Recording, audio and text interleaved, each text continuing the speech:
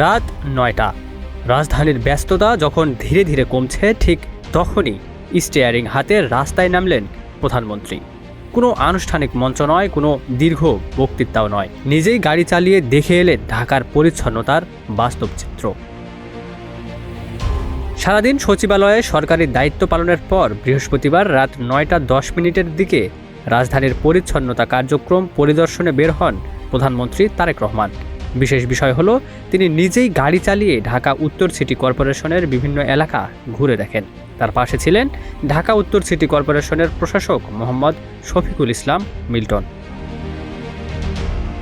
পরিদর্শনের সময় ফার্মগেট, জাতীয় সংসদ ভবন এলাকা, ক্যান্টনমেন্ট, মহাখালী, চেয়ারম্যান বাড়ি ও বনানী ঘুরে শেষ পর্যন্ত গুলশানের বাসভবনে ফিরে যান প্রধানমন্ত্রী।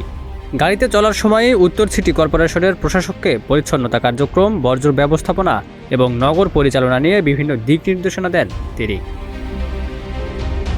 প্রধানমন্ত্রীর উপপ্রেস সচিব মোহাম্মদ সুজাউদ্দৌলা, যিনি সুজন মাহমুদ নামে পরিচিত, গণমাধ্যমকে এ তথ্য নিশ্চিত করেছেন। তিনি জানান, দিনের কর্মব্যস্ততা শেষে রাজধানীর সড়ক ও পরিচ্ছন্নতার বাস্তব পরিস্থিতি সরেজমিনে দেখতেই এই পরিদর্শনে বের হন প্রধানমন্ত্রী।